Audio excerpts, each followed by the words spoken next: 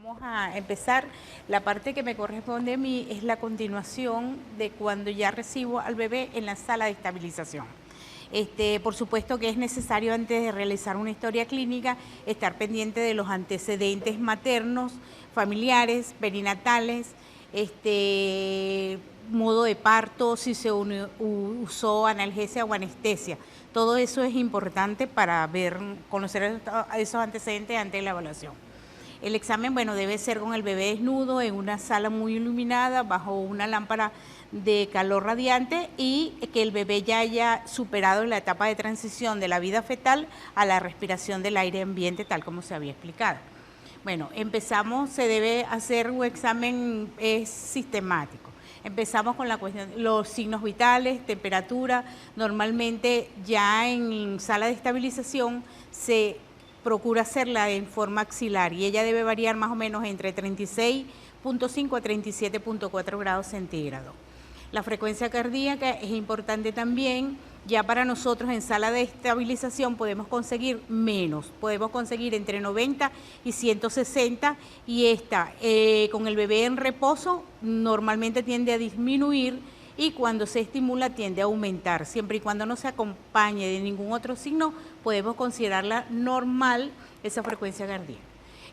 Aquí en esta parte nos toca evaluar el test de Silberman y Anderson. Ese es un examen que valora el grado de dificultad respiratoria a un recién nacido.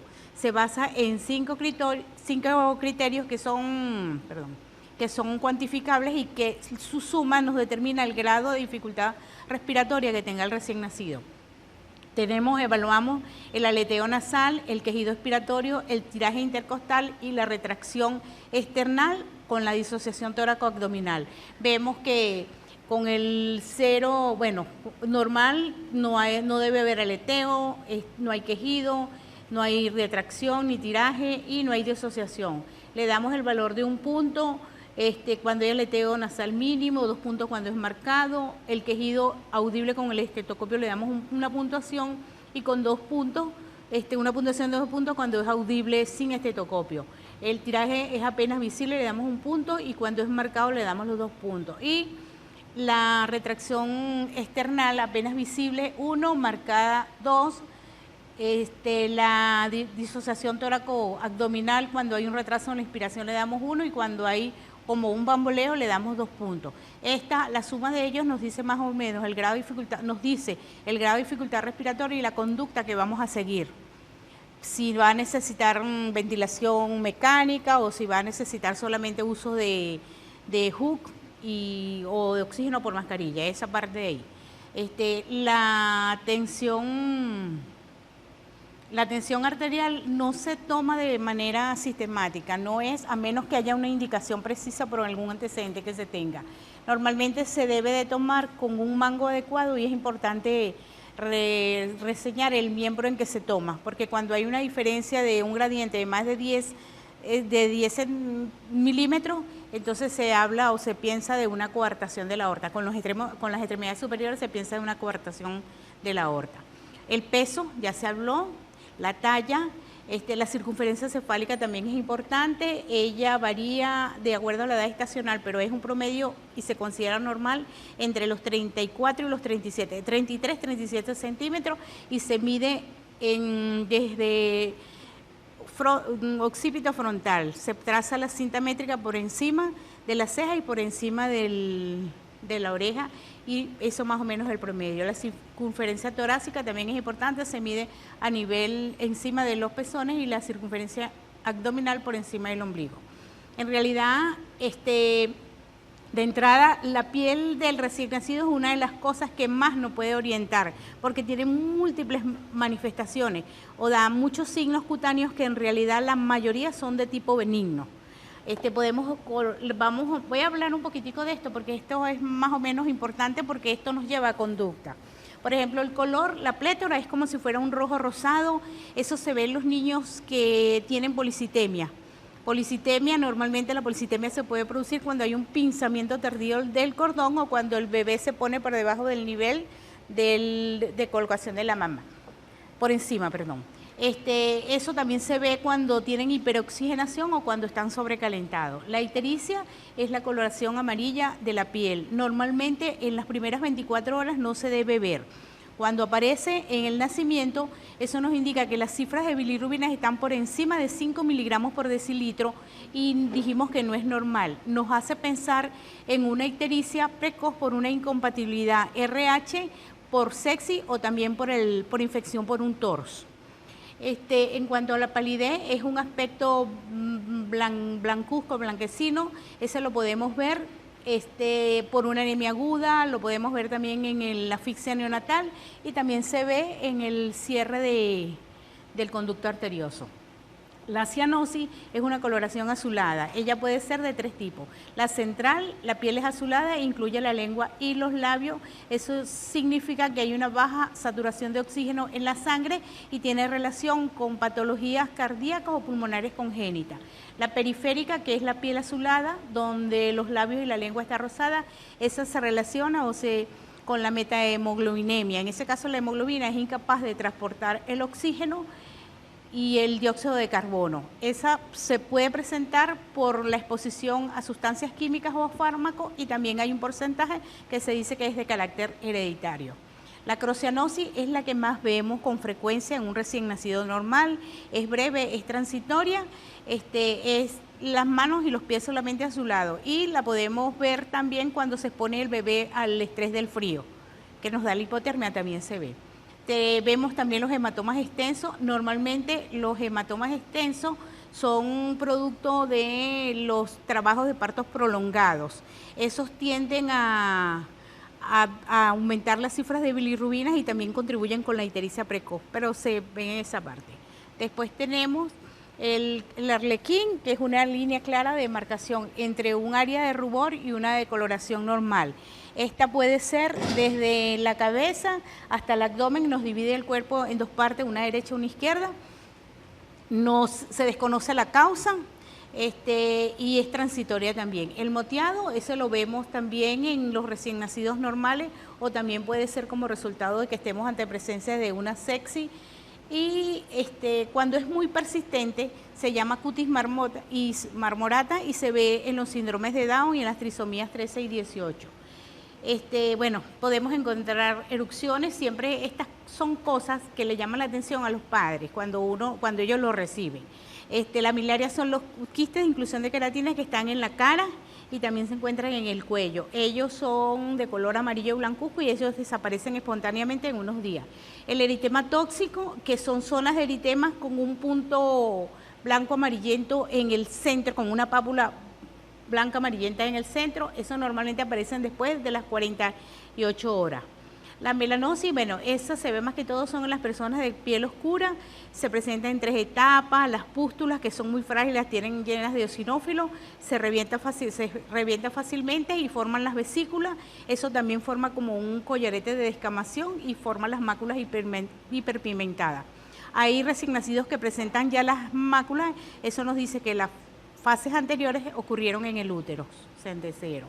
Los nevus son los hemangiomas maculares, las manchas en vino oporto, las manchas mongólicas. Aquí, bueno, en realidad las manchas mongólicas ya sabemos que son acúmulos de melanocitos, dérmicos de melanocitos, son las manchas que son aisladas, se ven en grupo, pueden presentar un color negro, un color gris o incluso un azul pizarro. Se localizan en la espalda, en los glúteos y en los muslos y ellas tienden a blanquearse más no a desaparecer en el transcurso del primer año. El hemangioma cavernoso, esos sí son lesiones quísticas rojas muy mal delimitadas que se pueden presentar en cualquier parte del cuerpo y normalmente tienden a desaparecer con la edad. Son muy pocas las que van a necesitar tratamiento. Y el hemangioma de fresa, el macular, esa es una lesión, una mácula roja brillante que no desaparece, esa se ve más que todo en la cara. Nos vamos a la cabeza, ahí bueno, ya descartamos inicialmente la presencia de cortes ocasionados por los forces También vemos las lesiones que si se usan pH, monitores de pH de fetal, se deben también ver las lesiones que a veces causan ellas, porque uno no las toma en cuenta y resulta que eso se puede infectar y van a meritar tratamiento. Ahí vemos la fontanela anterior y la fontanela posterior, que normalmente cuando la circunferencia cefálica es normal y cuando los huesos del cráneo se pueden mover, se considera que es normal. Son blandas, deben estar planas cuando está sentado o en erecto. Y cuando son tensas o algo, tenemos que estamos ante presencia de signos de hipertensión endocraniana, y en ese caso tenemos que relacionar o descartar problemas de meningitis, de hemorragias intracranianas agudas o de hematomas subdurales.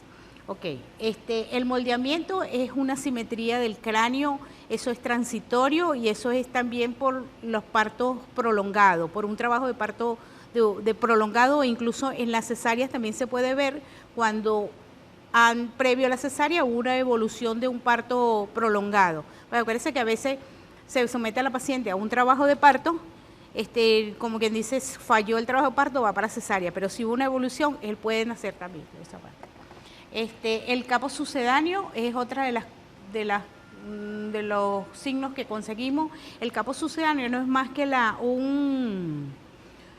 una tumefacción de las partes blandas del cuero cabelludo. Ella se localiza, es laxa, es blanda y puede cruzar las suturas, las líneas de las suturas del cráneo. Eso tiende a desaparecer en 2 o 3 días. Tenemos el cefalomatoma, sí, ya esto nos indica que hay una hemorragia subperióstica. Es de consistencia más dura, ella tarda a veces semanas en desaparecer. Y es importante estar pendiente porque en los primeros 2 o 3 días puede estar enmascarada porque puede ver un capo simultáneamente. Entonces hay que estar pendiente de eso. La hemorragia subgaleal, ese es otro. Eso no se ve con frecuencia, pero nosotros sí hemos tenido, son hemorragias de la aponeurosis del músculo occipito frontal. Esas se pueden extender desde la base del cuello hasta la cabeza. Son blandas, son muy laxas. O sea, son blandas, laxas, y hay que vigilarlas porque a veces son tan importantes que dan compromisos hemodinámicos que se deben tratar. Bueno, el rostro es importante ver, esto más o menos un rostro ahí que se ve bien. La implantación, la simetría facial con el llanto para descartar los problemas del séptimo par. Las orejas, bueno, la oreja, forma, tamaño, ubicación, normalmente son rectas si trazamos una línea horizontal desde el canto interno interno y el canto externo del ojo hacia la oreja, y vemos que es una posición recta. Por debajo de ella nos indica que hay que estudiar patologías que generalmente son genéticas. Hay que vigilar también la presencia visualizar la presencia del conducto o la presencia de fosita o de apéndices preauriculares. Los ojos, bueno, la simetría, si hay sangramientos de las escleróticas, si hay secreciones, si están ictéricas, debemos vigilar el tamaño, la forma, la posición y la respuesta a los estímulos de las pupilas. La nariz, bueno, las cuanas, ya se dijo de que se pasa la sonda para ver la permeabilidad, y normalmente cuando puede ser unibilateral, y cuando hay atresia, normalmente la respiración de ellos suele ser bucal. En la boca, bueno, lo más frecuente que tenemos son la ránula, se ve muy poco y sin embargo es una tumoración que también es transitoria, que desaparece espontáneamente, esa está en el piso de la lengua. Las perlas de Stein es algo que a veces les inquieta a la mamá, que es que dicen que ven unas perlitas blancas en el paladar. Y esos también son unos quistes de inclusión de queratina que se ubican en la línea media entre el paladar duro y el paladar blando. Eso no se considera, o sea, no es normal. Tenemos también, hay niños que nacen con dientes. Los dientes normalmente son los incisivos inferiores y los tenemos 2 tipos: los predeciduos, que no tienen raíz, y si la tienen está mal formada y se deben de extraer por el riesgo de aspiración, y los deciduos, que son dientes verdaderos, que eso, bueno, son dientes verdaderos y se deben de dar tranquilos. La macroglosia es el agrandamiento de la lengua y se asocia o puede ser a un hemangioma o a problemas genéticos. La saliva ya se habló de que si es espesa y muy abundante, hay que descartar la presencia de una atresia esofágica o una fístula. El mugue son lesiones blanquecinas que a veces se consiguen en el paladar, en la lengua y en las encías. El cuello es muy corto en todos los recién nacidos. Para evaluarlo hay que extender la barbilla y poder visualizar. ¿Qué buscamos ahí? Buscamos el arco en movimiento, buscamos la presencia de fístulas, del tirogloso, que son las que más se ven, y de los arcos braquiales. También debemos explorar el esternocleidomastoideo en busca de hematomas y lo de las tortícolas congénitas. Esto en la primera etapa del sale-parto, como se dijo, esto se hace muy por encima, ya a nosotros nos toca en realidad buscar estas cosas. Los ruidos respiratorios que estén presentes y que sean simétricos, que no tenga estertores. Y algo que debe llamar la atención es que si nosotros no escuchamos ruidos respiratorios, pero escuchamos los ruidos intestinales, tenemos que pensar en hernias diafragmáticas. Lo del pectus, que ya es un desarrollo diferente del esternón, y entonces eso es normal, se considera normal, se le debe explicar a los padres, igual que el apéndice cifoides, que a veces es muy pronunciada en algunos y es un hallazgo normal. Bueno, en cuanto al corazón, la frecuencia y ritmo, la actividad precordial y la presencia o ausencia de los soplos es importante. También la localización, eso lo hacemos a través de la auscultación, ver si es derecha o izquierda. Y los soplos en los recién nacidos al principio nos pueden confundir, porque en las primeras horas en los primeros minutos ellos pueden tener un soplo sistólico con un corazón estructuralmente sano. Eso es debido al cierre del ducto arterioso, del conducto arterioso. La palpación de los pulsos femorales, pedio, radial, eso también lo hacemos nosotros en sala de parto. El abdomen, defectos obvios importantes. Un onfalocele, que es un intestino cubierto por peritoneo y donde el ombligo generalmente tiene una localización central. La gastroquise, que es ese mismo intestino, pero sin cubierta de peritoneo. Y en ese caso el ombligo se localiza en el derecho. Y el abdomen escafoideo, que nos habla a favor de una hernia diafragmática. La auscultación de los ruidos intestinales, la palpación que se debe hacer inicialmente leve, de los cuadrantes superiores a los inferiores. Buscamos el hígado. Normalmente podemos palpar hasta 2 centímetros por debajo del reborde costal el hígado. El vaso generalmente no se palpa. Y la parte ya en una palpación más profunda nos vamos hacia los riñones, lo podemos palpar, y el hallazgo de las masas abdominales. El cordón umbilical, ya verificamos, tiene que tener 3 elementos, 2 arterias y una vena.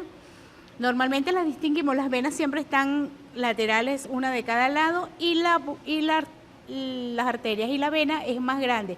Es como una boquita de payaso que está enfrente a las dos arterias.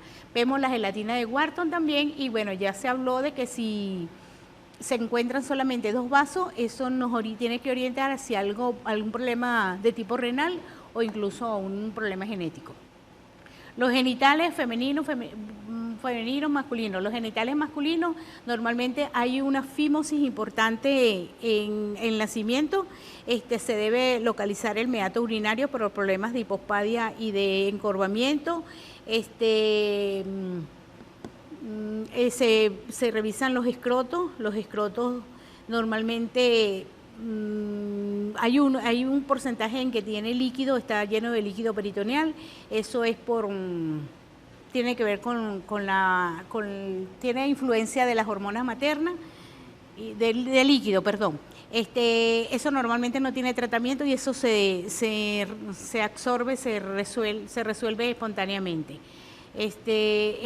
Los genitales femeninos también se evalúa los labios mayores, el clítore, el introito vaginal y el himen. A veces se consigue un colgajo de mucosa que está en la vagina, en la pared vaginal, que se considera normal.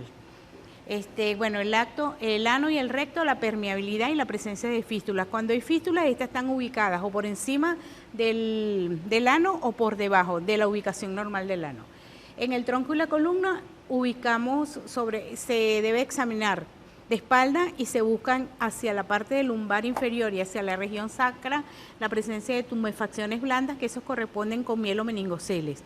O también vemos las fositas que son simples, que son cerradas, que si son simples y cerradas no se toman en cuenta, pero si son más profundas y están ubicadas como 2,5 centímetros por encima de la ubicación del ano, sí se relacionan con una espina bífida, con problemas de disrafismo de columna.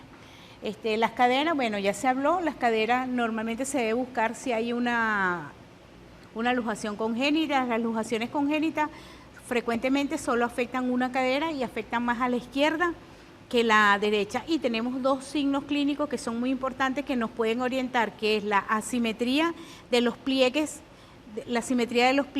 con el cuerpo en posición dorsal, y la otra es el acortamiento del miembro de la cadera que está afectada.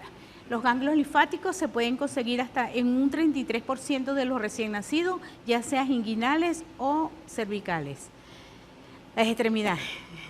Las extremidades, bueno, aquí hay que ver los superiores e inferiores. Tenemos la sindactilia, que es la fusión anormal de 2 dedos. Cuando es de la mano, normalmente es del tercero y el cuarto, y cuando es de los pies, es del segundo y del tercero. La polidactilia, son dedos supernumerarios.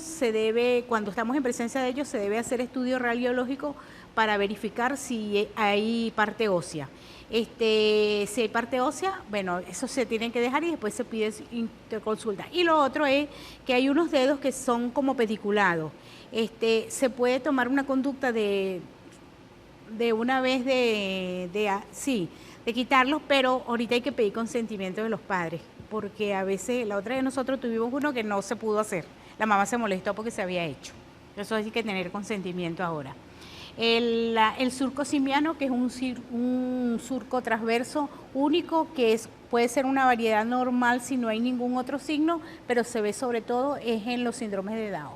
El pie equinovaro, que es el pie hacia abajo y hacia adentro con la planta en la región medial. Eso necesita tratamiento de emergencia, se debe ver, tratamiento precoz, se debe ser evaluado, hacer radiología y hacer evaluado por ortopedia. Y el pie varo es una anteflexión del pie. Bueno, el sistema nervioso, ese es un tema largo, vamos a tratar de poco, pero es muy importante porque eso nos da pronóstico, nos da muchas cosas, una convulsión como una manifestación precoz, cualquier movimiento extraño, es importante. Entonces voy a tratar de hacer lo básico, en este caso, que es lo que uno hace allá en el examen físico. Ahí debemos de observar los movimientos, las posturas, el tono y los reflejos. Okay. El tono muscular puede ser hipotónico o hipertónico. El hipotónico es cuando hay flacidez y caída de la cabeza, y el hipertónico es cuando hay una respuesta, hay una hiperextensión. Cuando uno extiende brazos y piernas, hay como una hiperextensión del dorso y el puño lo aprieta. Por eso siempre es importante esa parte de allí. Los reflejos, buscamos los reflejos. El reflejo de búsqueda, le pone uno el dedo en el labio superior o en el ángulo de la mejilla, y el bebé voltea la cara y abre la boca hacia ese lado. El del parpadeo, se hace un pequeño toque en la región frontal y él cierra los ojos. El de presión palmar, se le pone un dedo del examinador en la mano del bebé recién nacido y aprieta. Y el moro, que es importante, es uno de los que se obtiene, uno levanta por región dorsal el cuerpo del bebé, lo deja caer y él hace extensión de las extremidades superiores con las manos abiertas. Bueno, la edad gestacional. La edad gestacional, en realidad, estas son tablas que nosotros las tenemos en todos los servicios. Eso de verdad que es difícil uno decir que se las va a aprender de memoria. Eso está. Ese test consiste en la observación de una serie de características físicas y neurológicas a las cuales se le asigna una puntuación determinada. Aquí está, consta de dos parámetros, la madurez neuromuscular y la madurez física. La neuromuscular, aquí tenemos, evalúa la postura, la ventana cuadrada, la flexión del brazo, el ángulo popliteo, el signo de la bufanda y el talón oreja. En la primera, en las posturas, vemos, en esto no hay ningún grado de flexión.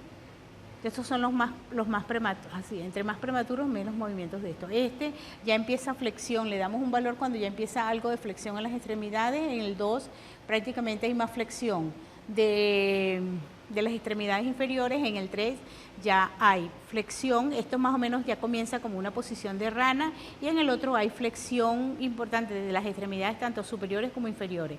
En la ventana cuadrado, esa se pone la muñeca hacia el antebrazo y más o menos vemos imaginamos un ángulo y le damos los valores aquí. De acuerdo a eso le damos puntuación. La flexión del antebrazo es que uno lleva el antebrazo sobre el brazo, después lo suelta y normalmente devuelve a la posición.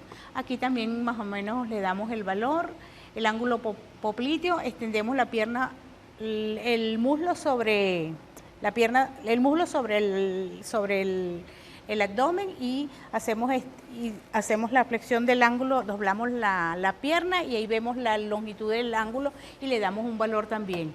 El signo de la bufanda, extendemos un brazo hacia el lado contrario del otro hombro y está aquí más o menos como dato, o sea, el talón oreja que llevamos del pie hasta la oreja. Aquí tenemos la puntuación y más o menos dándole el valor identificamos las semanas de gestación. Igual con la parte física, la madurez física o de la piel, el aspecto de la piel, aquí están los signos, la presencia o no del lanugo, la presencia o no de los pliegues plantares, las mamilas, las orejas, los genitales y los genitales, todos tenemos y más o menos en eso sacamos la edad gestacional del recién nacido. Y de ahí lo clasificamos, de acuerdo a la edad gestacional en el pretérmino, a término o postérmino. Y de acuerdo a la edad gestacional y al peso tenemos pretérmino para la edad gestacional, a término para la edad gestacional o postérmino adecuado para la edad gestacional.